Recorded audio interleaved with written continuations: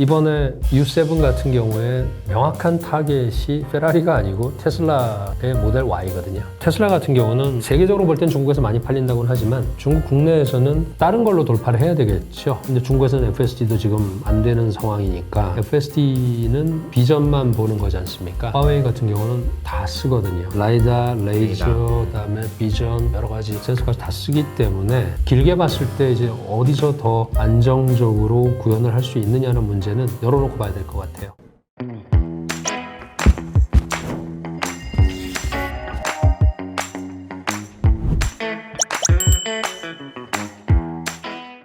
안녕하세요, 이호석입니다. 자, 오랜만에 신영관 대표님 모셨습니다. 안녕하세요. 안녕하세요. 네, 저희 이제 바뀐 스튜디오에서 이제 거의 첫 번째 촬영이거든요. 오신 소감이 어떠신지. 개도국에서 선진국으로 바뀌신 느낌. 네네네. 굉장히 밝아지고요. 공부해도 좋겠다는 생각이 들 정도로. 네. 혹시 뭐 그냥 지나가다가 여기 오셔서 공부할 수 있는 장소도 많이 있으니까 많이 들려주셔도 좋을 것 같고. 네. 요즘에 좀 어떻게 지내셨는지 한번 여쭤보고 싶어요. 계속 상하이에 있고요.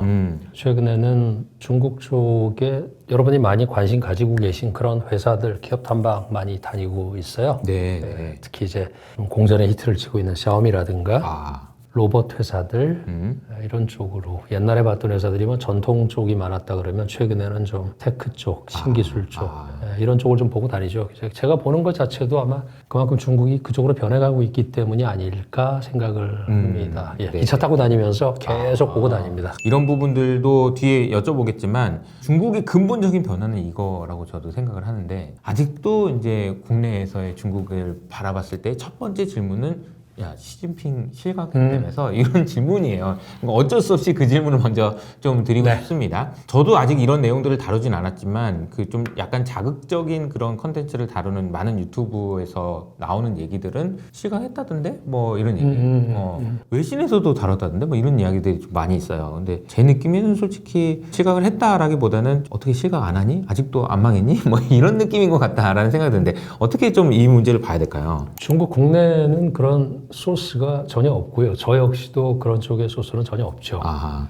그게 이제 첫 번째 제가 말씀드리고 싶은 거고, 두 번째는 중국에서 보는 것도 또 듣는 것도 다 아마 여러분이 보시는 그런, 물론 여러분은 한국어로 들으시겠지만 가장 뭐 원천이 되는 사람들은 결국 대만에서 또는 중국 국내에서 미국으로 아니면 대만에 있는 이런 일부 뭐 반중 심리가 강한 분들, 이런 분들의 그런 미디어를 통해서 많이들 전달이 되고 있는 것 같아요. 그러니까 사실 여부는 사실은 알 수 없습니다.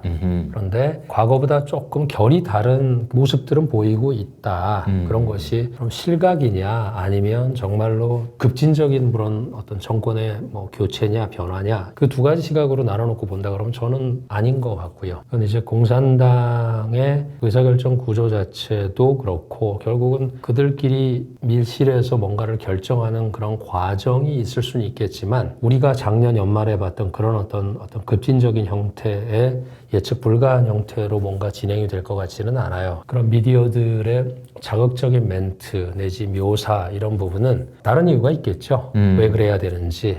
그런데 중국 국내에서 볼 때는 그냥 평온한 상태에서 뭔가 변화가 있으면 좋겠다 이런 개인적인 바람 뭐 이런 것도 있습니다. 왜냐하면 저희가 중국을 좋게 봤던 시기에는 시진핑 이전이거나 시진핑 초기였죠. 그러니까 중국에 대해서 차이나 스토리, 뭐 차이나 그로스 이런 부분, 그리고 바잉 차이나 이런 것들이 있었던 시절에는 이 사람 이전과 이후로 나눠놓고 보면은 이 사람 이전이 더 많았었고 그리고도 5년 정도를 보고 그리고 2기 들어가고 3기 들어오면서 점점 외자들이 많이 떠나고 투자가 축소됐죠.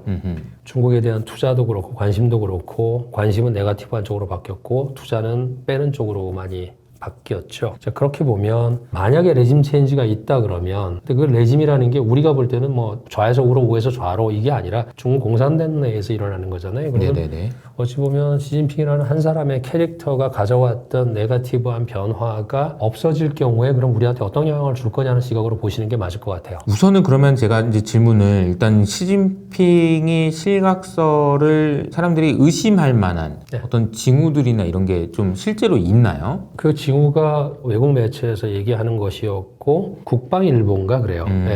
그 신문에서 나온 것 것도 제가 이제 굉장히 그걸 보고서 저도 사실 충격을 받긴 했는데 저는 원문을 봤으니까 네네. 서기는 석이 다 와야 된다 이런 멘트가 있었어요. 근데 중국에서 서기는 공산당의 당서기가 있잖아요. 그게 네네. 시진핑이고 그런데 밑으로 내려가면서 예를 들어서 뭐 성의 서기도 석이고 시의 서기도 석이고 그러니까 서기는 중국에 수만 명이 있겠죠. 그런 각 그 조직의 헤드를 석이라고 하는데 서기는 석이 다 와야 된다. 이게 군 신문에 실리는 것 자체가 상당히 좀 이례적인 거는 맞아요. 약간 우리로 따지면은 야 대통령이 대통령 다 와야지 뭐 이런 느낌이. 그러니까 그 느낌을 줬다기보다 그건 이제 주관적인 해석의 영역이 있는데 네네. 장은 장 다 와야 된다. 근데 이제 그 대장은 대장 다 와야 된다. 그렇죠, 그렇죠. 근데 그게 이제 군 신문에 나타내는 거는 군 신문의 군 통수권자는 당연히 주석이잖아요. 네. 군사위 주석이니까. 그러니까 그런 부분이 나온다는 거는 분명히 뭔가 결이 다른 움직임은 있다. 뭐 이런 느낌이 있었던 적은 있어요. 근데 네. 그게 이제 중국 국내에서의 한 가지였다 그러면 나머지 부분은 뭐 저도 이제 와서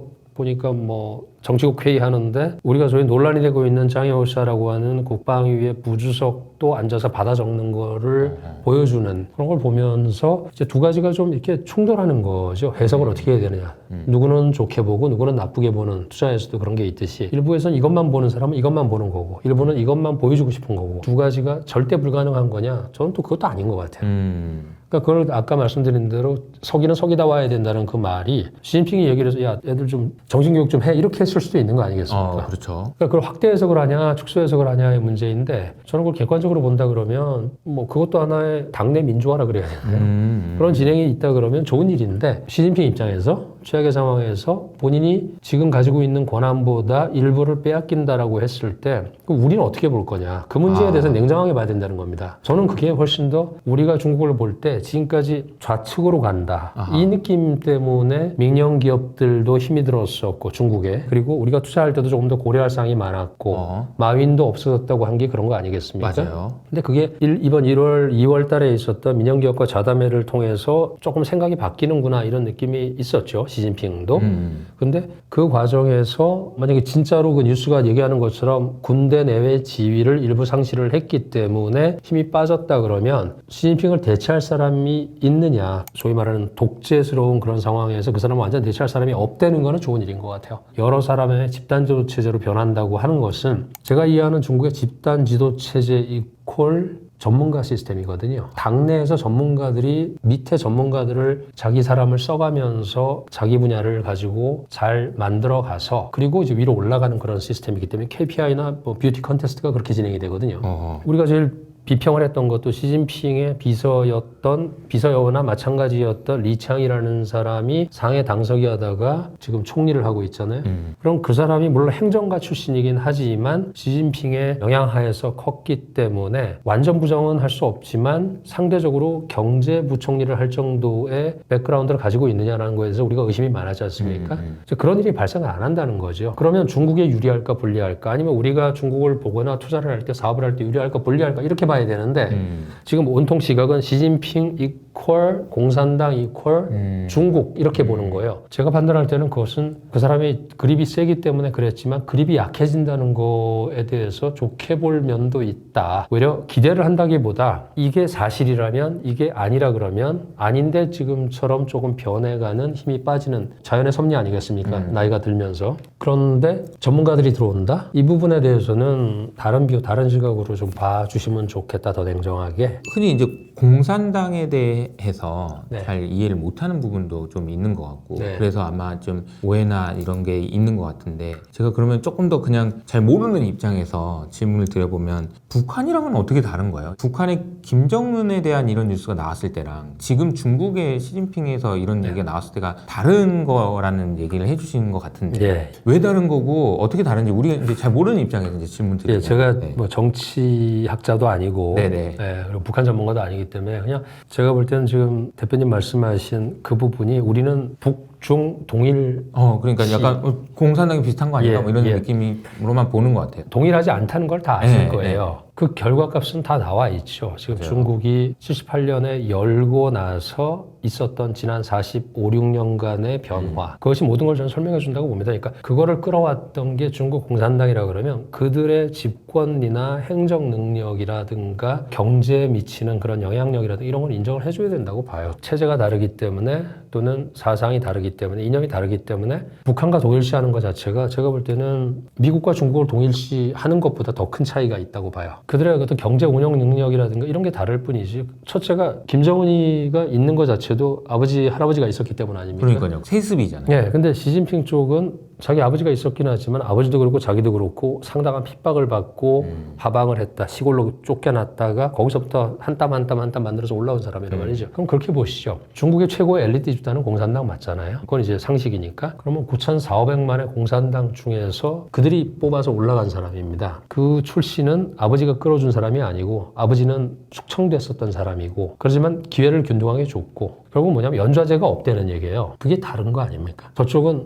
모택동의 자녀건 등소평의 자녀건 모르겠습니다. 4인방처럼 내란혐의 있는 그런 사람은 모르겠지만 그 나머지의 거기서 말하는 홍2대라고 하는 군 2대, 3대 이렇게 내려왔을 때 이 사람들의 기회는 거의 균등하게 올라갑니다. 아하. 보시라이도 아시지만은 보시라이가 시진핑하고 둘이서 싸웠잖아요. 네. 중경 당서기 할 때. 물론 그 사람은 죄를 져서 들어갔다고 하지만 그것도 권력투쟁의 희생물이라 그러면 그 사람들의 자녀는 뭐 해외에 있는 걸로 제가 알고 있습니다. 근데 국내에 있었다 그래서 그럼 그걸 갖다 연좌제로 풀었겠는데 저는 그거는 아닌 것 같아요. 연좌제가 있었다 그러면 시진핑도 그런 기회가 없었어야 되고 결국 기회의 균등을 주는 하지만 당내 그래서 당내에서. 아마 그쪽에서 똑똑한 젊은이들이 당에 가입을 하는 것 자체가 그걸 뭐라고 할 건 아닌 것 같아요.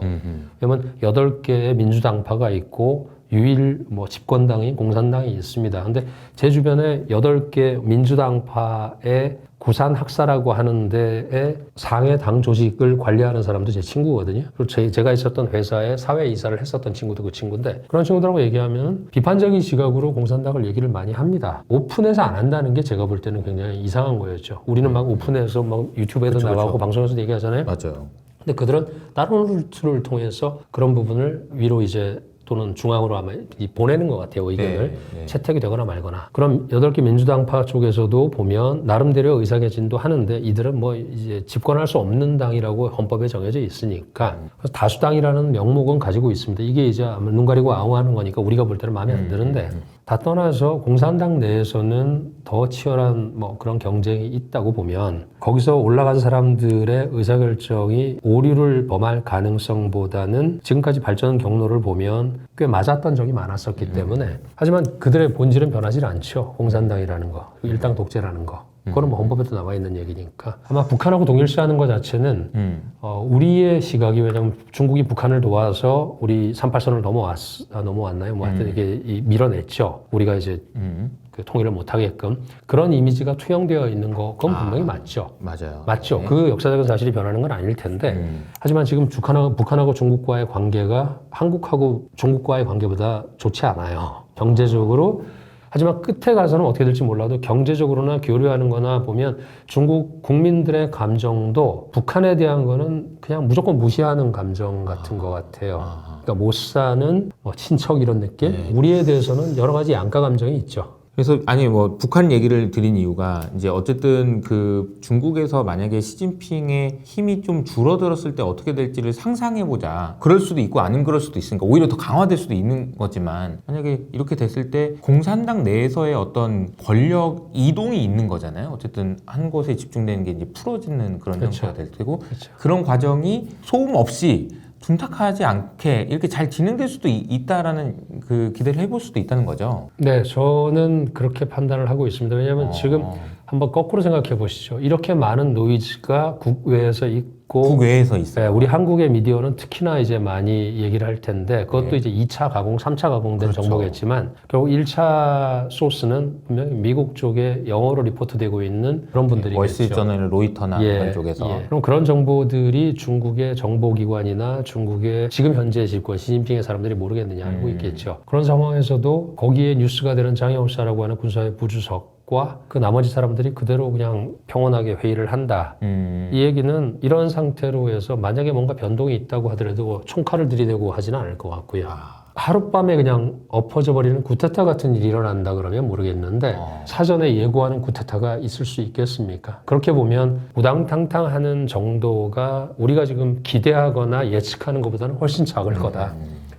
예, 그러면서 스무드하게 넘어갈 텐데 다들 얘기하시는 게 이제 8월에 중요한 회의가 있다. 근데 또 10월 얘기도 해요. 지금 정해진 건 없습니다. 왜냐하면 전승절이라는 중국 최대 행사가 남아있지 않습니까? 9월 3일 날. 그래서 이제 우리 이재명 대통령도 초청을 했지 않습니까? 중국 국내에서는 정치권이 하는 사람들의 세미나를 제가 한번 들었었는데 거기서 하는 얘기가 트럼프를 불러야 된다. 그렇게 되면 오려고 하는 사람들도 좀 마음 편하게 올 수 있고 근데 트럼프는 안 올 가능성이 크겠지만 어쨌건 초청하는 거는 되지 않겠느냐. 근데 실제로 초청했다는 얘기도 돕니다. 그러면 9월 3일이 국가 전승절이라는 거는 지금 중국에서는 군사적으로는 가장 큰 행사죠. 열병을 그렇죠, 하니까. 그렇죠. 근데 그 자리에 만약에 시진핑이 어떤 못 나간다든가 그것도 한번 생각을 해봐야 될 것 같아요. 제가 말씀드리는 거는 그 정도로 급변해가지고 하는 상황에서 이런 외교 라인이 가동이 되고 행사 준비팀이 가동이 되고 물론 뭐 그런 뭐 옛날에 그 홍문현 잔치처럼 항우 유방처럼 그런 자리에서 어검이라 그러네. 이제 저 생선에 뱃속에 칼을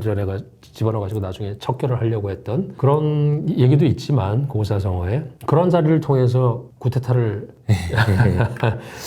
이게 생각하기 좀 어렵다 이런 얘기를 어렵죠. 근데 변화가 있다면 나쁜 일은 아니다. 우리가 기존에 중국에 대해서 가졌던 우려나 근심이나 이런 부분이 결국 너무 한 군데로 균형이 없어지면서 견제가 없어지면서 그쵸. 쏠리는 거였잖아요. 맞아요. 그러면서 극단적인 정책들이 나와서 게임주라든가 엔터주라든가 교육주라든가 다 인터넷 주식 다 그런 극단적인 정책이 안 나와야 된다는 것은 뭐냐? 이게 과도한 좌측으로 가고 있고 너무 좀 이렇게 벽을 쌓는 그런 느낌이다. 옛날에 열려고 했던 나라. 그렇죠, 그렇죠. 예, 근데 지금도 물론 구호적으로는 계속 열고 있어요. 개혁하고 개방하겠다고 하는 게 이제 입에 다 붙어 있지만 그 정도의 차이는 있을 수 있죠. 근데 그것은 뭐 정책 결정하는 사람들이 시에 따라 때에 따라 또는 사람의 어떤 변화에 따라서 변할 수 있는 거라고 보면 그립이 조금 세졌다가 풀어졌다가 이런 느낌은 있습니다. 알겠습니다. 뭐 시진핑이 어떻게 될지는 진짜 지켜봐야 될 것 같고 뭐 올해 남은 기간 동안에 어떤 뉴스가 나오든지 그 부분을 어떻게 해석하는지는 굉장히 좀 중요할 것 같다라는 생각이 듭니다. 중국의 이제 경제 상황을 좀 업데이트를 좀 하고 싶은데요. 제 기억에 이제 5월 달쯤 대만 달러가 엄청 강세, 해프닝으로 끝나긴 했지만 그런 일들이 벌어진 이후로 중국과 미국의 협상이 금방 또 쉽게 그냥 이렇게 할 거면 왜 싸운 거야? 뭐 이런 생각이 들 정도로 후다닥 돼버렸어요. 그래서 중국 내에서는 그런 평가들이 좀 있을 것 같아요. 미국하고 이렇게 관세 협상하는 과정에서 우리가 너무 많이 준 것 아니냐, 혹은 뭘 준 거냐, 뭐 등등 이런 이야기도 있을 것 같은데 중국 내부의 반응이나 이런 건 좀 어떤가요? 조금 편안해진 느낌이라 그럴까요? 이제 내일이죠. 나머지 나라들 오늘 좀 우리나라도 25% 서신 받았다 그러고 일본 편지를 다 썼더라고요. 편지 읽다가 제가 좀 화가 나가지고 진짜 열받더라고요. 그러니까요. 그게 이제 침묵하고 말하자면 좀 순응했던 결과가 이거라 그러면 달리 생각할 게 있죠. 그런 반면에 중국은 오히려 오늘 이제 다른 뭐 여러 띵크탱크들이 얘기도 하겠고 미디어들도 나올 얘기들이 이제 내일이고면 나올 텐데 제가 판단할 때는 중국은 8월 12일로 지금 수년이 돼 있지 않습니까? 그게 이제 런던하고 제네바에서 맞다이를 떴던 중간 결과값이라 그러면 중국은 지금도 편안해졌죠. 근데 제네바도 제네바지만 런던에서 있었던 일이 굉장히 재밌었어요. 반도체와 히토리의 싸움이 벌어진 건데 최소한 무승부로 봐야 되겠다. 많은 분들이 제가 히토리 말씀드리고 할 때에도 히토 그까짓 게 뭐라고 이렇게 했는데 지금 우리가 보시는 바와 같이 느끼시는 바와 같이 히토의 힘은 우리가 생각하던 것보다 훨씬 더 강하다. 그리고 그것이 미국이 가져가는 시간이 빠를지 아니면 중국이 반도체를 가지게 되는 시간이 빠를지 미국이 미싱리드를 채우는 게 빠를지 중국이 없는 브레인을 채우는 게 빠를지 그거랑 저는 똑같이 보거든요. 이번에 대표적인 것 같아요. 반도체와 히토를 갖다가 바꿀 수 있었던 그 근거는 기전은 뭐냐라고 봤을 때 결국은 중국이 판세를 다 읽고 있는 느낌이었고 오랫동안 준비를 했던 판세를 그냥 뭐 그 순간에 본 게 아니겠죠. 8년 전에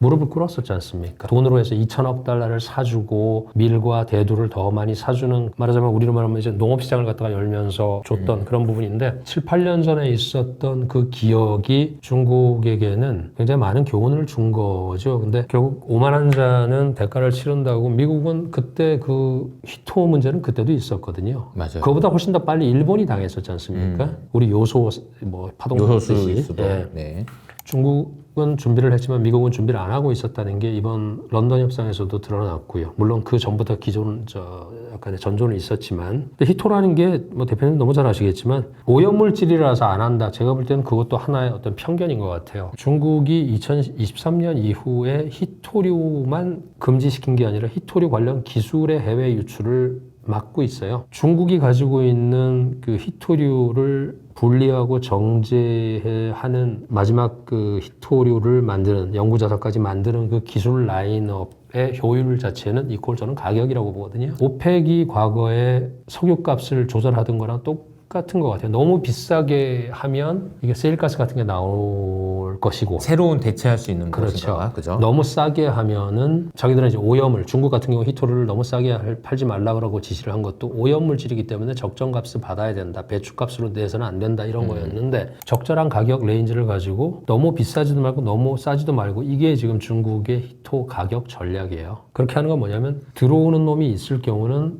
가격을 다운시켜서 아예 파산을 시켜버리겠다. 들어오지 않을 정도에서는 가격을 가지고 왔다 갔다 하면서, 그러니까 결국 시장을 장악하고 공급망을 장악하는 거고 기술을 장악하는 건데, 그것이 만약에 이제 지금처럼 전략 물자로 판단이 돼서 해외에서 미국도 그렇고 브라질도 그렇고 뭐 말레이시아, 호주도 다 지금 만들려고 하지 않습니까? 그런 상황에서는 시간 싸움인 것 같아요. 중국이 얼마나 이 히토류 헤게모니를 가져갈 수 있느냐. 좀 비관적으로 보는 사람은 10년 안에는 미국이 대체할 수 없다는 얘기도 하고요. 근데 짧게 봐서는 3에서 5년 안에는 중국을 건드릴 수 없다. 근데 이 3에서 5년이 굉장히 중요한 시간 같은 게 3에서 5년이면은 중국이 EUB를 만들 수 있는 시간이라는 얘기거든요. 그렇게 되면 이제 둘 다 상대방에 의존하고 있는 것들이 말하자면 이제 이 늑골 이런 부위, 약한 부위들이 채워지는 거니까 이거 재밌는 것 같아요. 그래서 누가 더 빨리 가느냐. 네. 저는 히토를 그렇게 보고 있습니다. 히토에 들어가서 사용되고 이런 부분은 너무 많은 유튜브 분들이 말씀을 하시니까 참고하시면 될 것 같고, 중국에게 히토류는 그런 전략 물자인 거는 미국의 반도체와 똑같다. 미국하고 이제 중국이 이제 뭐 냉전을 하고 있는 거죠, 지금 이미. 근데 이 과정에서 이제 계속 이제 야, 너 뭐 가지고 있어? 나 이거 가지고 있는데, 그러면서 이제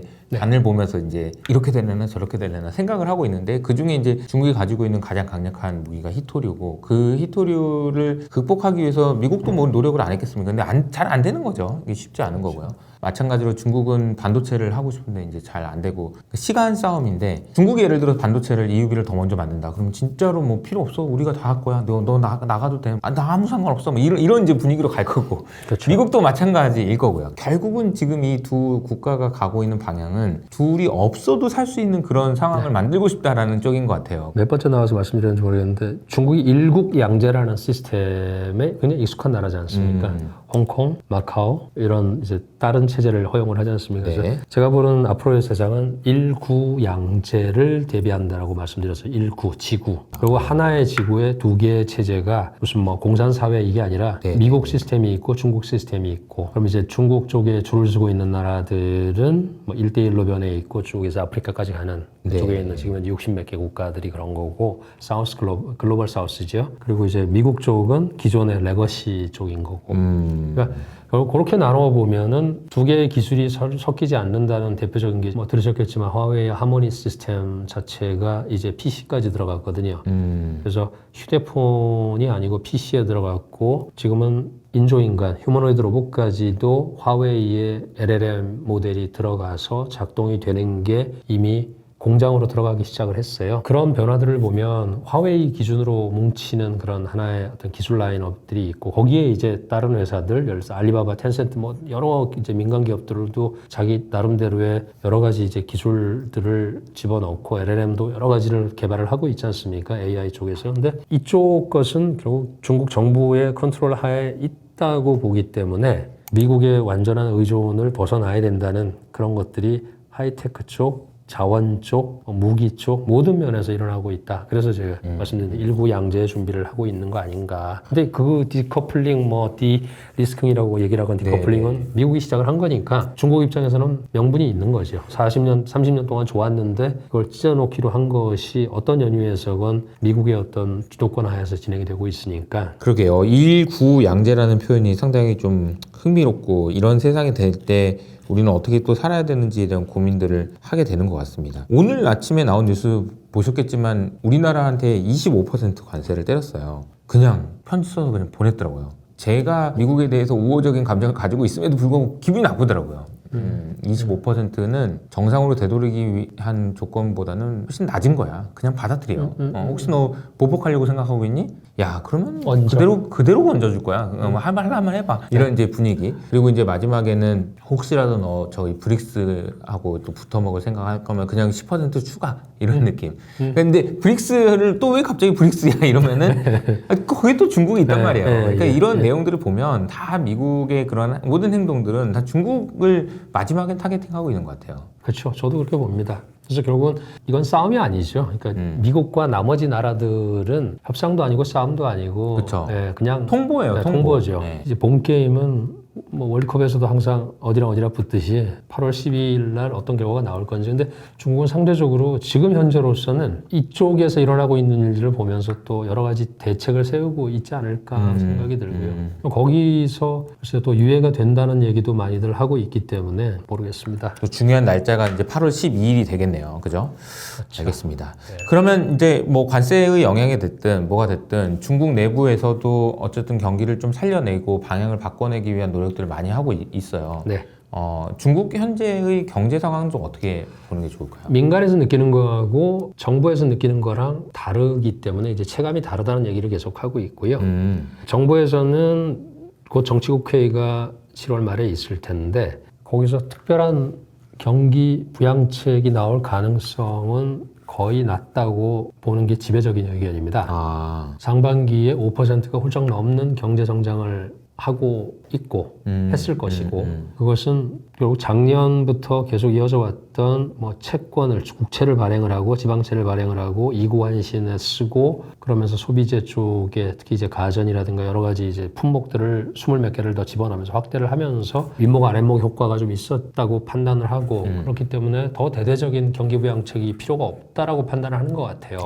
그런 반면에 일반 백성들이 느끼는 거는 첫째 취업이라든가 그쵸. 또 자기의 실질 소득이라든가 이런 부분이 5%까지 안 되지 않습니까? 네네네. 그 5%안 되는 이유는 뭐 중국의 그런 어떤 소득 시스템, 분배 시스템 때문인 것 같아요. 국가가 5% 성장을 했다 그러면 최소한 40%는 뭐 중앙 정부 내지 지방 정부의 에쿼티를 가지고 있는 사람들의 지분인 거고 그리고 일반 백성들 같은 경우는 남은 한 3%에서 내가 얼마나 가져올 수 있느냐는 게 이제 편차가 있을 텐데 대부분은 3%도 안 된다는 느낌을 가지고 있는 게 체감으로. 예, 그게 이제 첫 번째고 또 경제학적으로 얘기하면 물가가 지금 저쪽에서는 상반기에 0.1% 1분기에 그랬고 2분기는 아직 안 나왔으니까. 근데 이제 그렇다고 보면 딴 나라는 미국 같은 경우는 물가가 그래도 2, 3%씩 올라가니까 실질은 어떻게 될지 몰라도 명목상으로는 플러스 한 2, 3% 효과가 있지 않습니까? 네네네. GDP 플러스. 저쪽은 물가가 계속 이게 3D 문제지 않습니까? 중국은 지금.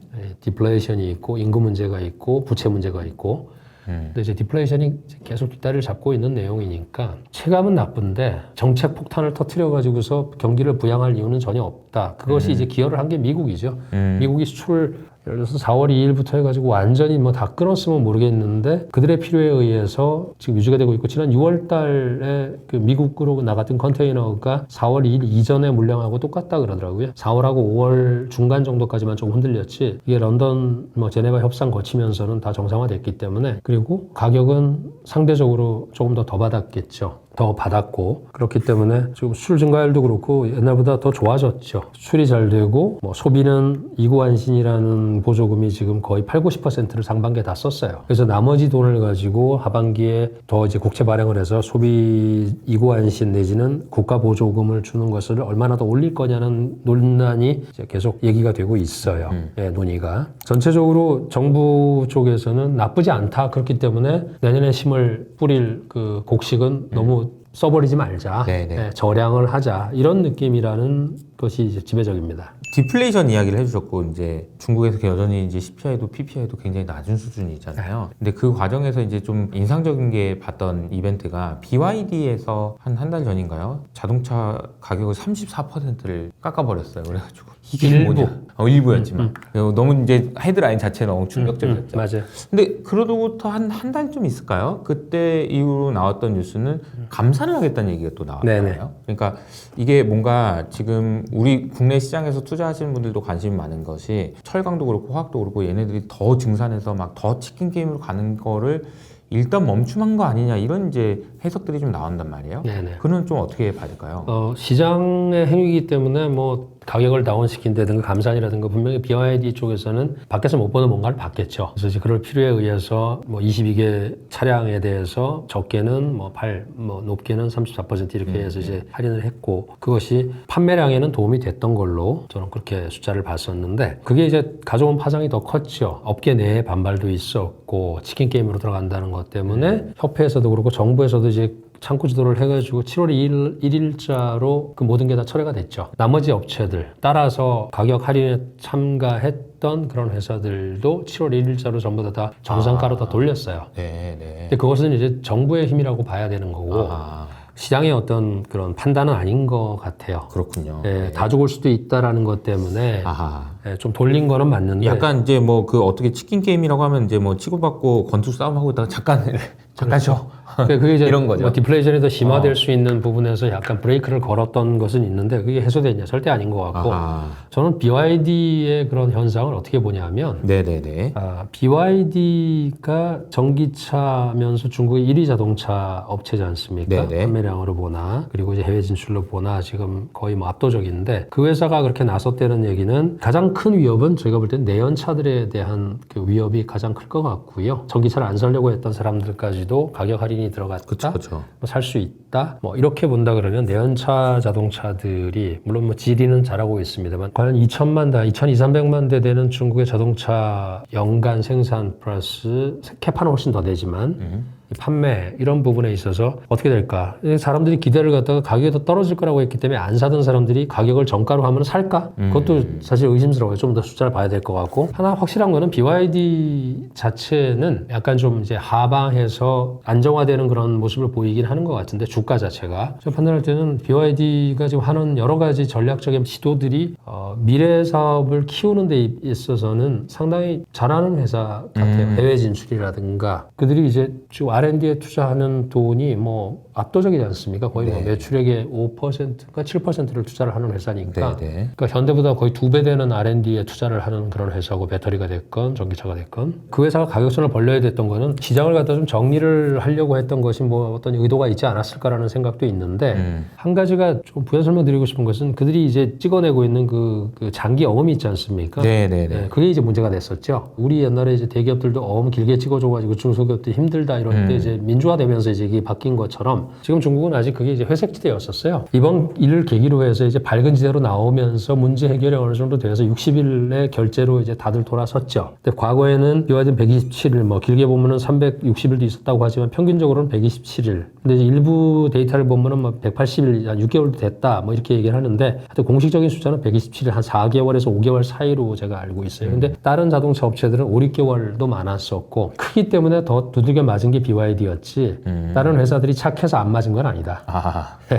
그렇게 보시면 중국 자동차 업계에 있었던 두 가지 공급망에 대한 압박, 찍어 누르는 이런 것도 좀 해소가 되고 빨리 동결제 해주면 좋고 그리고 BYD가 가격 정상화하니까 다들 따라서 정상화했는데 제가 볼 때 판매량은 줄어들 것 같아요. 비싸지면 괜찮아요. 어제 뭐 10원에 팔던 게 오늘 갑자기 15원 됐다 그러면 우리가 안 사죠. 가격과 관련된 막 이렇게 여러 가지 이슈들이 좀 있는데 그 이슈의 배경에 어떤 내용들이 있는지 좀 설명을 해주셨습니다. 아마 이제 마지막 주제가 대표님이 제일 좋아하는 주제일 것 같은데 요즘에 이제 탐방을 많이 다니신다고요.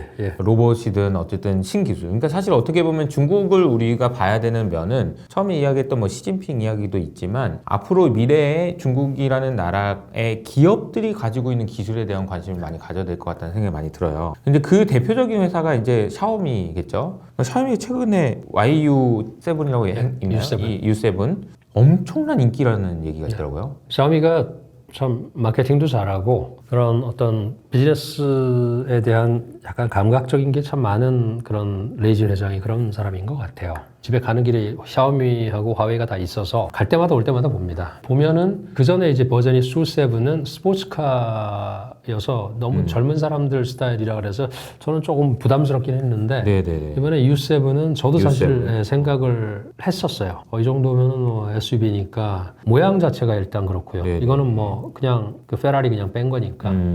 자기들도 공식적으로 얘기하죠. 이제 페라리를 갖다가 카피를 떴고 테슬라의 비즈니스 모델을 갖다 참조를 하고 그리고 지금 애플까지 얘기를 하고 있거든요. 샤오미를 볼 때 어떻게 보면 차가 한 대 나왔구나. 이거는 뭐 그러니까 대륙의 실수 이게 대표적인 게 샤오미였잖아요. 네네네. 그렇게 보시는 게 실수다. 저는 계속 말씀드리는 게 지금 이미 대륙의 실수라고 보시는 것 자체가 그 시각 자체가 굉장한 어떤 그 사시적인 시각을 가지고 있는 사람들이고 중국에 가보시고 사시는 분들은 이미 그런 부분에 대해서는 다 받아들이세요. 샤오미 그리고 화웨이의 기술 라인들 중국의 다른 뭐 휴머노이드 로봇들 샤오미 같은 경우에 이번에 말씀하신 이 U7 같은 경우에 첫날 뭐 판매가 24만 대가 됐다. 락긴을 걸어버리는데 24만 대 그리고 딴차 하라고 막 그런다고 하죠. 예, 딴차 사라고. 왜냐면 지금 샤오미 공장 자체가 제가 갔던 1공장, 2공장 합해가지고서 연 지금 한 30만 대 찍어내는데 수7 같은 경우도 지금까지 인도한 게 한 37, 8만 대 될 거예요. 작년에 나와가지고 U7까지 하려고 그러면 이거는 앞으로 60주 이상 기다릴 수 있다. 물론 뭐 신청 제일 늦게 한 사람이 60주고 빨리 한 사람은 좀 빨리 받겠죠. 지금 YU7, U7이 나와 있는 거는 1150대일 거예요. 그 1150대고 500대는 매장에 깔려 있는 애들이고 650대가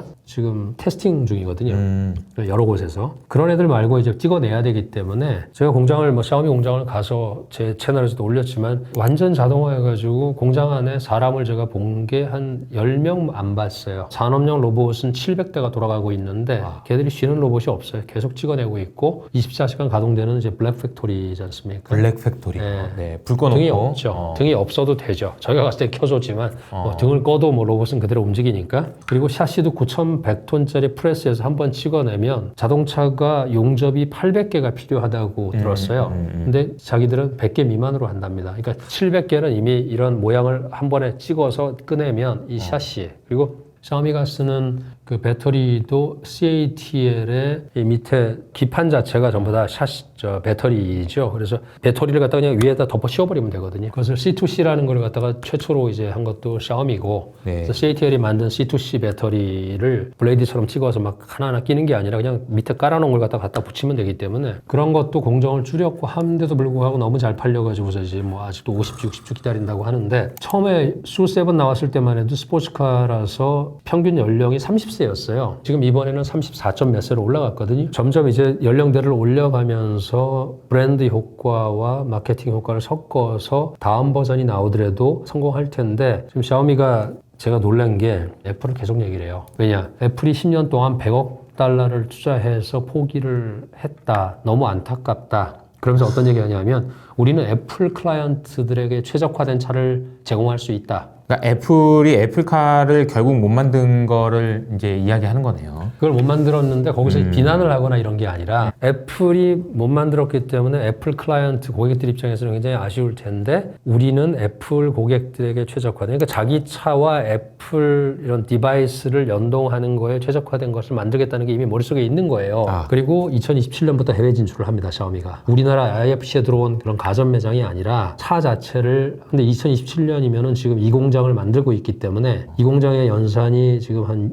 50만 대 정도 되는 걸로 제가 들었어요. 국내에서 소화하는 거 외에 일부 물량을 밖으로 빼돌리려고 하는 생각이 아닌가. 그 정도로 자신감을 가지고 있는 거 아닌가. 그러니까 우리는 그때 왜 샤오미 사고 났을 때 불나서 여대생이 3명이 어떻게 됐고 그거에 포커스를 맞춰서 샤오미가 어떻게 됐다 이러지만 이미 그 문제는 최선을 다해서 해결을 했다고 하더라고요. 네, 보상도 많이 하고 그런 반면에 이번에 나온 U7은 저도 지금 시승 신청을 해놨는데 구매자들 우선 배정하고서 나중에 한다 그러니까 언제 뭐 시승을 해볼지는 모르겠어요. 굉장히 대단한 것 같아요. 그러니까 그 샤오미가 뭐 대륙의 실수라고 얘기를 했을 때는 좀 오래됐죠. 너무 많은 것이 바뀌었고 샤오미의 CEO 자체가 일론 머스크와 팀 쿡을 그냥 막 다 벤치마킹을 그러니까 CEO 자체도 벤치마킹 하는 것 같고 그리고 저는 놀랐던 게 샤오미의 고객들은 샤오미의 제품이 나왔을 때 뭐 축제 분위기인 것 같더라고요. 그러니까 그런 게 보면은 하나하나가 어떻게 보면은 이제 과거에 애플이 처음 아이폰이 나왔을 때마다 맞습니다. 막 축제가 있었던 것처럼 그런 게 그대로 이제 샤오미에서 나타나고 있는 카피를 거죠. 뜬 거죠. 네. 네. 그래서 이제 샤오미의 추종자들 뭐 팬이라 그럴까요? 그걸 갖다가 이제 미를 써가지고 미펀이라 그래요. 부동생 미펀. 때 분자를 써서 미펀 그러면은 샤오미 팔로워들 아니면 샤오미 팬 뭐 이런 건데 그들은 집에 가면 전부 다 이런 컵부터 시작해서 뭐 휴대폰, 시계, 시계, 뭐 차까지 이제 다 샤오미 걸로 하니까 제가 작년 11월에 저 영상에서 샤오미를 깊이 다루면서 했던 얘기가 샤오미의 전략은 아주 단순 명료하다 그래서 그 샤오미는 중국어로 차, 가인이에요. 차가인. 차와 집과 사람을 연결하는 IoT죠. 그러니까 AIoT를 갖다가 그렇게 표현을 한 거예요. 중국식으로. 차 안에서 모든 집에 있는 가전제품을 컨트롤하는데 그것이 다른 브랜드여도 되겠다는 거를 이제 하고 있는 거예요. 근데 이제 샤오미 거면은 더 연동성이 좋겠죠. 차도 마찬가지고 휴대폰 엊그제 같더니 AI 글라스가 나왔잖아요. 지난주에 나왔거든요. 3, 4일 날 써봤는데 가성비가 좋아요. 비디오 촬영도 가능하고 음악 듣고 선글라스처럼 변색도 되고 살려고 했더니 많이 기다려야 된다 그래서 기다리면서까지 해서 안 했는데 우리가 이제 흔히 테슬라를 좋아하는 사람들 테슬라미라고 막 하고 막 이렇잖아요. 그러니까 팬인 거죠. 고객이 아니라 그 회사의 팬인 거예요. 근데 제가 듣다 보면 늘 고민이 됐던 게 샤오미의 팬들이라고 하나 미펑이요? 이분들은 왜 샤오미를 좋아하는 거예요? 샤오미는 지금까지 계속 추구하는 고급화 전략이 절대 아니에요. 그 U7이 나왔을 때도 일부 미디어에서 하는 거는 페라리 이상의 성능을 가진 근데 가격은 10분의 1. 결국은 이제 페라리를 못 가지는데 그 모양도 그렇고 속도도 그렇고 그러니까 그런 어떤 니치 수요 이런 부분에 대해서 진심으로 이제 접근을 하고 있는 거고 샤오미가 뭐 휴대폰도 그렇고 이런 가전제품도 가면은 충전기도 그렇고 뭐 1, 2억 원짜리 1, 2만 원짜리 굉장히 많거든요 우리 보면. 그러면 이제 서울에 손님들이 오셔도 샤오미 공장 샤오미 매장 가면 많이 사세요. 화웨이 매장 가면 별로 안 사시는데. 네, 근데 이제 아마 여의도에서도 뭐 그런 일이 벌어질지는 잘 모르겠습니다. 근데 저는 제가 봤던 샤오미는 중국 스타일이 그대로 녹아 들어가서 최고급화도 아니지만 그 정도로 만들 수 있는 기술. 근데 브랜드가 안 되니까 아직은 그렇게는 못할 것 같고요. 만물 인터넷을 다 연결하겠다는 그런 것은 애플이 실패했던 부분에서 성공을 하면서 사실 가전업체라든가 테크 기업 중에서 차를 만들어낸 세계 유일 기업이지 않습니까? 맞아요. 그 부분은 저희가 무시할 수 없죠. 근데 그런 기업들이 중국에서는 개뿐이 아니라는 게 주목해야 될 부분이고 우리는 인정하기 싫더라도 지금 그쪽에서 나오고 있는 뭐 10개 기업들 다 뭐 BYD 요즘 말이 많긴 하지만 BYD 자체도 세계적인 기업으로 커가고 있는 상황이고 그래서 우리가 뭐 폄하한다 그래서 그게 뭐 안 될 그런 회사들은 아닌 것 같고요. 제가 듣다 보니까 이런 생각이 좀 드네요. 중국에서 샤오미를 좋아하는 사람들은 샤오미가 하는 일이 어떤 의미에서 가치가 있을까 생각을 해보면 페라리? 그걸 우리가 어떻게 해? 하는 생각이 들게 만들지만 그걸 우리한테 가능하도록 만들어주는 회사. 애플도 못한 거를 해낸 회사라고는 의미에서 중국인들에게도 자긍심을 줄 수도 있는 것 같고요. 여러 가지 의미가 있지 않을까라는 생각이 좀 드네요. 그런 의미에서 보면 애플과 테슬라가 사실 중국에서 굉장히 매출도 많이 일어났었고 애플과 테슬라도 중국에서 팬들이 많이 있었는데 요즘 분위기는 좀 어때요? 아무래도 애플은 대체하기가 좀 어려운 뭐 여러 가지가 있지 않습니까? 네네. 앱도 그렇고 애플의 지위는 그대로는 뭐 유지가 되고 있는 것 같으면서도 계속 위협적인 그런 회사들이 많이 나오고 있으니까 특히 이제 화웨이나 샤오미 같은 회사들 그렇죠. 앞으로의 지위는 결국 가격전을 그쪽에서도 펼치고 있는 상황이고 테슬라 같은 경우는 세계적으로 볼 땐 중국에서 많이 팔린다고는 하지만 중국 국내에서는 이번에 U7 같은 경우에 명확한 타겟이 페라리가 아니고 테슬라의 모델 Y거든요. 가격이 같은 라인업이다 보니까 테슬라 모델 Y보다 U7으로 끌고 갔기 때문에 거의 25만 명 가까운 24만 명을 그러면 월간 1, 2만 대, 2만 대까지는 아니어도 한 뭐 만 언저리까지는 영향을 주지 않을까 판매량이. 그래서 다음 달 숫자도 좀 봐야 될 것 같고요. 테슬라 입장에서는 다른 걸로 돌파를 해야 되겠죠. 근데 중국에서는 FSD도 지금 안 되는 상황이니까 나름 또 중국의 다른 자율주행을 하고 있는 뭐 샤오펑이라든가 화웨이의 그런 자율주행 시스템을 경험해 본 사람들은 저희 한국 전문가분들이 일부 오셔가지고서 뭐 경험해 보니까 그래도 FSD보다는 좀 뭐 조금 떨어진다 이런 평가도 저도 들었어요. 근데 중국 국내에서의 국뽕이라는 걸 감안을 한 사람들의 얘기를 들어보면은 FSD는 비전만 보는 거지 않습니까? 화웨이 같은 경우는 다 쓰거든요.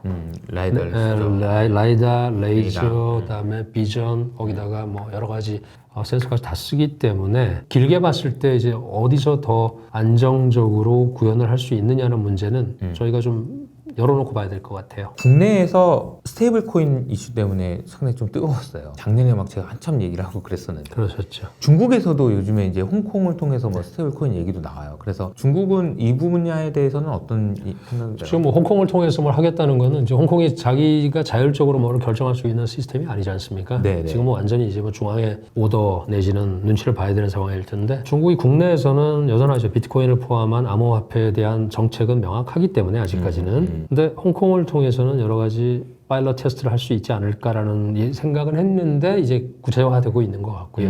그런 반면에 또 재밌는 게 이것도 뭐 정책권이 하는 쪽에서 들었던 얘기인데 스테이블 코인을 할 때 당장에 압도적인 자기들의 영역을 가져갈 수 있는 영역이 딱 하나 있죠. 무역 결제 중에서 희토류를 갖다가 다 그 얘기는 이제 계속 나옵니다. 결국 이제 스테이블 코인이라는 게 RMB와 1대1이잖아요.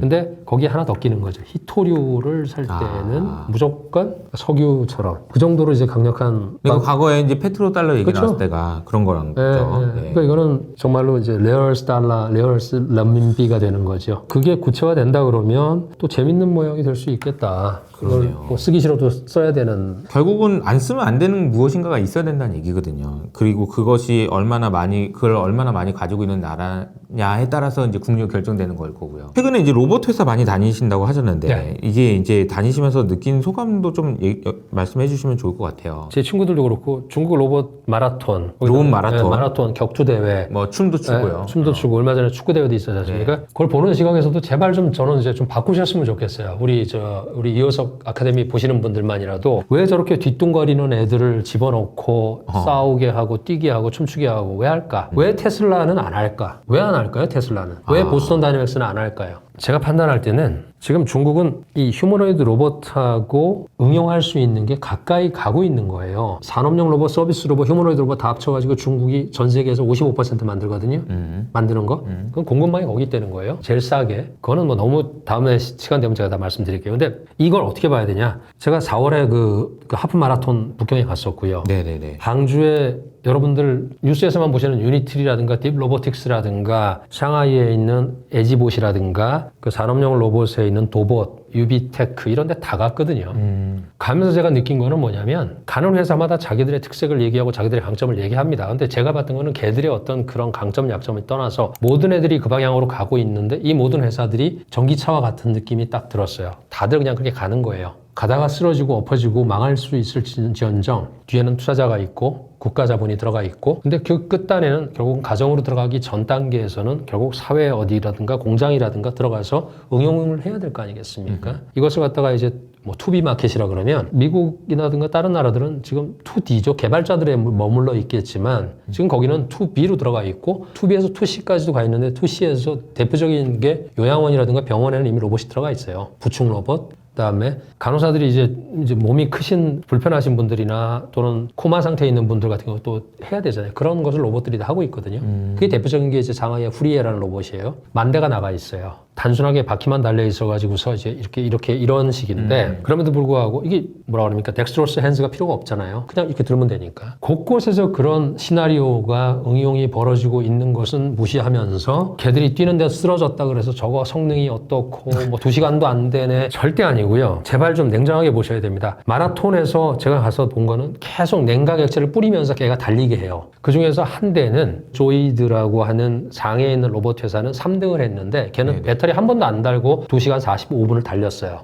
안 갈고. 안 갈았어요. 그 천공이라는 그쪽 개발구에서 만들어진 국가 건데 걔가 1등을 했어요. 근데 걔는 등치도 크고 빨리 달리는 게 있는데 배터리를 갈아요. 근데 민간에서 만든 조이드는 제가 CEO도 잘 아는데 그 친구는 자기 회사 한번 오라 해서 제가 이제 다음 달에 갈 거거든요. 세미나에서 자꾸 만나다 보니까 신기했나 봐요. 한국 사람이 와서 제가 이제 얘기하고 야 한국에서도 굉장히 관심 많으니까 나중에 내가 저기 누구 오시면 한번 데려갈게 뭐 이런 얘기 했더니 야, 너부터 와라 이래가지고선 제가 자기들 거 보여주고 싶다는 거예요. 그 사람이 지금 중국의 대학 교수면서 그런 사람이 너무 많아요. 대학 교수면서 CEO면서 로봇 엔지니어예요. 그러면서 저 정부의 산업연구원에도 들어가 있어요. 네. 우리는 겸직이 안 되잖아요. 그러니까요. 그러니까 그게 공산당이라고 볼 게 아니라고 제가 누차 말씀드리지만 제발 그런 시각은 버리시고 저들이 어떻게 변해가는지에 대해서 보시려면 적어도 그들의 시각으로 봐야 되는데 우리는 아니에요. 근데 그런 사람들이 만들어가는 게 그런 로봇 대회 가서 뛰는데 자기는 배터리 한 번도 안 갈고 뛰었지만 속도가 느렸다, 키가 작다. 하지만 그걸 갖다가 이제 이렇게 개발한다고 하면서. 근데 걔가 하고 싶은 게 뭐냐면 중국 변경에 인민해방군 지금 거의 300만 가까이 될 텐데 변경이 중국이 국경이 4만 킬로거든요. 육지 해안 합쳐가지고 4만 킬로예요. 18,000, 22,000 육지 그 해안 그 국경이 우리 38선하고는 길이가 다르죠. 거기에 50만 명의 군사가 지키거든요. 걔들을 일부 대체하겠다는 게 계획이에요. 명확하네요. 로봇 그죠? 할 수 있는 일이 너무 명확하네 그냥. 제가 모르겠습니다. 여기 저희 휴머노이드 로봇의 일부 회사의 그런 말씀하시는 거를 일부 들었었어요. 저는 한국 로봇 회사 레인보우나 보스턴 다이내믹, 보스턴 사실 뭐 미국 거죠. 전혀 모르고 무슨 로봇 아는데 그분들 말씀하시는 거 들으면서 제가 봤던 거랑 비교를 해보면 격 차이가 그분들은 얘기를 그렇게 하시더라고요. 한 1년 정도 차이 나는 것 같다. 중국 로봇하고. 제가 1년 이전부터 중국 로봇을 봤거든요. 걔들은 1년 이전에는 이미 실험실에서 나와서 다들 상용화를 가는 과정에서 10대 팔고 20대 팔고 유니티리만 아시는데 유니티리는 개로봇으로 세계에서 60%, 70% MS를 가지고 있는 회사지 휴머노이드 로봇 H1 있고 이런데 얘들은 아직 상용화까지는 못 갔어요. 그냥 G1은 팔 수는 있지만 걔는 실험실로 들어가거나 대학 연구소 같은 데 가서 많이 쓰이는 애고 상용화로 들어가는 애들은 지금 공장으로 들어가는 애는 따로 있어요. 그 공장으로 들어가는 애들이 어제 보니까 뉴스에서 또 그 원래 망할 거라고 했던 회사를 홍콩계 자본이 집어넣어서 홍콩 로보틱스라는 회사로 이름을 바꿨는데 다먼이라는 그 로봇 회사가 있었는데 걔가 지금 홍콩에 그 주문을 받았는데 1000대를 받았어요. 1000대의 목적은 아마 보안용인 것 같아요. 근데 휴머노이드 로봇이에요. 그게 첫 번째. 두 번째는 아까 말씀드린 화웨이하고 차이나텔레콤하고 합작을 하는데 이 로봇을 만드는 회사가 어디에 집어넣냐면 샹치 이치에서 자동차 회사 있지 않습니까? 자동차 업계에서는 이치가 1번 차 회사예요. 그 우리나라가 최초에 나왔던 게 뭐죠? 시발 자동차인가요? 옛날에? 그것처럼 이치가 자동차를 중국에서 최초로 만들었던 회사인데 동북 지역에 있어요. 거기 공장에 지금 100대 주문부터 들어가서 연내 한 1000대 들어간다는 얘기가 있어요. 근데 걔가 공장에서 뭐 하냐? 운반하고 박싱을 날르고 이런 것부터 시작을 하는데 이미 지난 3개월 동안에 다 온라인을 끝내서 사람의 효율의 50% 이상을 초과하는데 얘는 24시간 일할 수 있잖아요. 배터리만 갈아주면. 사람은 8시간 3교대를 해야 되는데 그렇게 따지니까 로봇을 쓸 이유가 있는 거예요. 로봇 가격이 뭐 한 30만 RMB 정도 하나 6천만 원 정도 하는 모양이에요. 그런 일들이 벌어지고 있다는 건데 기술 말씀드리는 게 아니고 그런 것을 마라톤, 격투, 그 다음에 축구부터는 리모컨이 없어졌어요. 그걸 몰라요. 그러니까 기자분들이 그걸 갖다 보도하시면서 마라톤 할 때 쓰러진다, 그래서 어눌하다 이렇게 말씀하시는 건 저도 들었고 두 번째 격투 대회 할 때도 보면은 격투가 제대로 유니티 로봇 4대 가지고 했거든요. 그 영상을 제가 안 가져왔는데 나중에 기회 되면 드릴게요. 그 격투를 하는데 얘들이 3개월 동안에 격투 선수들의 그런 몸 동작을 다 집어넣어서 훈련을 했는데 문제는 완전한 자율주행이 안 되다 보니까 리모컨을 가지고 컨트롤을 했어요. 근데 거기 하나 더 들어가 있어요. 음성 인식은 하게끔 돼 있어요. 그래서 야 돌아 그럼 돌아. 그런 거를 현장에서 본 사람들은 뭐가 변했는지 알아요. 마라톤은 그냥 가다가 쓰러지면은 내가 뒤로 가기도 해요 막.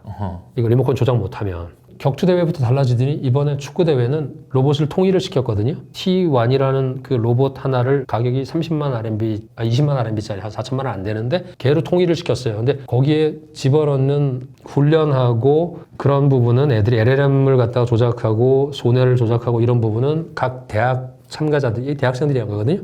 걔네들이 했는데 청와대 팀에서 우승을 했어요. 근데 완전하게 자율주행을 하면서 로봇들이 축구공을 따라가요. 다음에 뭐가 나올지 몰라요. 8월에 또 그 로봇 올림픽이 있거든요. 베이징에서. 그것도 저도 이제 갈 건데 보세요. 4월에 마라톤, 5월에 격투 대회, 6월 말에 축구 대회, 8월에 이걸 하면서 저변도 넓히는 거고 자기들 어떤 국내에서의 이런 것도 보여줄 쇼잉도 있겠지만 아마 로봇 엔지니어 분들은 아실 거예요. 그런 동작들이 상대방하고 이렇게 붙었을 때 혼자 하는 거, 그러니까 지금 테슬라 옵티머스 젠 3라든가 얘들은 혼자 하는 것만 보여주잖아요. 그리고 피규어가 이제 둘이 협동하는 걸 보여줬지 않습니까? 그렇죠. 냉장고로 집어넣는 거. 근데 격투는 다르잖아요. 축구도 다른 얘기지 않습니까? 그걸 갖다 못하는 건 아닐 거예요, 미국이. 근데 할 이유가 없다? 그건 아닌 것 같고 중국은 하면서 뭔가를 목표 지향을 하는 게 있는데 그게 이제 상용화 쪽으로 가면서 근데 일단 상용화 되면 결과값을 우리가 많이 받지 않습니까? 샤오미가 왜 컸습니까? BYD가 왜 저렇게 됐고 전 세계 로봇 시장의 55% 휴머노이드에 뭐 앞으로는 더 커질 것 같은데 기술적으로는 딸릴 수 있어도 상용화 쪽 부분에서는 그렇다고 하면 범용성은 훨씬 더 뛰어날 거고 거기서 나오는 데이터 AI 쪽에서 가장 문제 삼고 휴머노이드에서 가장 약한 게 데이터 아닙니까?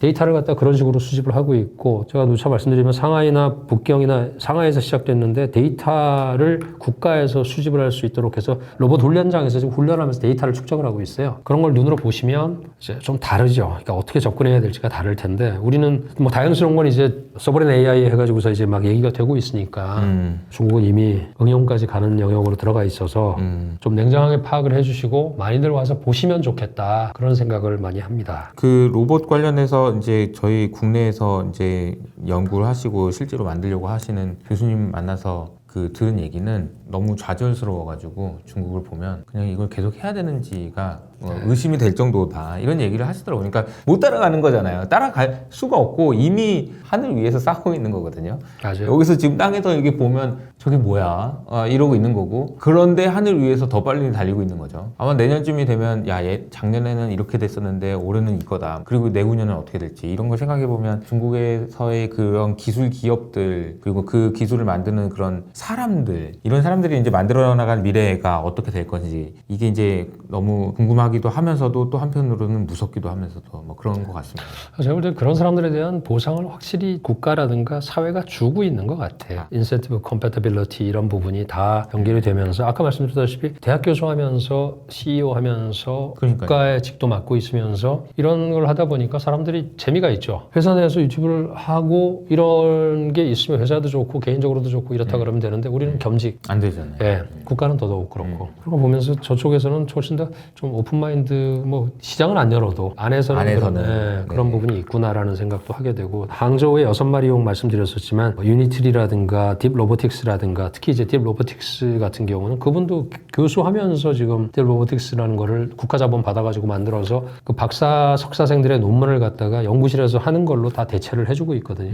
그러니까 이 친구들은 거기서 배워가지고 나가서 자기 창업도 하고 그런 거 보면서 이제 그런 생태계가 선순환되면서 항주라는 지역이 그런 혁신 도시가 돼가는 게 알리바바가 백업도 하지만 정부 차원에서도 그렇게 백업을 해주고 있는 게 상당히 많이 있었고 그런 걸 맨날 보고 다닙니다. 알겠습니다. 그 교수님하고 사실 이제 시진핑 이야기로 시작을 해서 중국에 대한 이해를 차근차근 하게 됐고 마지막에 이제 기술 이야기를 하니까 중국에 대해서 확실히 좀 더 우리가 좀 열린 자세를 가지고 봐야 되겠다. 어떤 일이 일어나고 있는지는 알아야 되지 않겠냐 이런 생각이 좀 드는 것 같습니다. 자 그러면 긴 시간 동안 고생하셨고요. 저희는 다음에 또 인사드리도록 하겠습니다. 감사합니다. 고맙습니다.